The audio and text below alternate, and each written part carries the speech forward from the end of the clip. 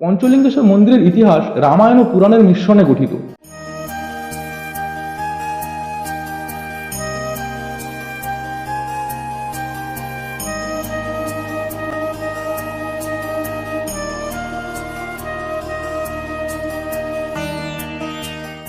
Finally দীর্ঘ পথ অতিক্রম করে আমরা পৌঁছে গেছি বালেশ্বরের নীলগিরি পাহাড়ের চূড়ায় অবস্থিত পঞ্চলিঙ্গেশ্বর মন্দিরে।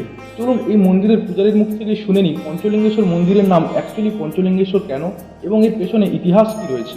দুঃখের বিষয় হচ্ছে আমরা আমাদের সাথে মাইক এনেছিলাম না, যে কারণে পূজারীর বক্তব্যটা আপনাদের সামনে স্পষ্ট করে তুলে ধরতে পারলাম না, কারণ উনি তো ওনার মতো করে ঠিকঠাক ব্যাখ্যাই করেছিলেন, বাট সাউন্ডটা ক্লিয়ার আসেনি, যে কারণে চলুন আপনাদের সামনে আমাকেই ব্যাখ্যা করতে হবে, আর আমি করে দিচ্ছিও।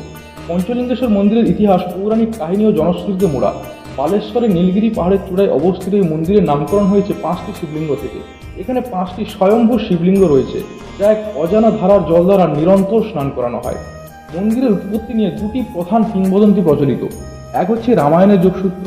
এটি কিংবদন্তি অনুসারে বনবাসকালে শ্রী রামের সহধর্মিণী দেবী সীতাই 5টি শিবলিঙ্গ স্থাপন করেছিলেন। 2 হচ্ছে রাজা বানাসুরের তপস্যা।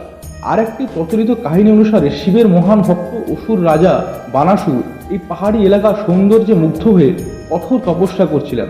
তার ভক্তিতে সন্তুষ্ট হয়ে ভগবান শিব এখানে 5টি লিঙ্গরূপে আবির্ভূত হন। পঞ্চলিঙ্গেশ্বর মন্দিরের প্রধান আকর্ষণ হলো এর প্রাকৃতিক সৌন্দর্য আর আধ্যাত্মিকতার অপূর্ব মিলন। 5টি শিবলিঙ্গ পাহাড়ের তুতিতে থাকা একটি অজানা স্রোতের নিচে অবস্থিত। এই ধারার জল লিঙ্গগুলোর ওপর দিয়ে সব সময় বয়ে যায়, যেন প্রকৃতি নিজেই প্রতিনিয়ত তাদের অভিষেক করছে।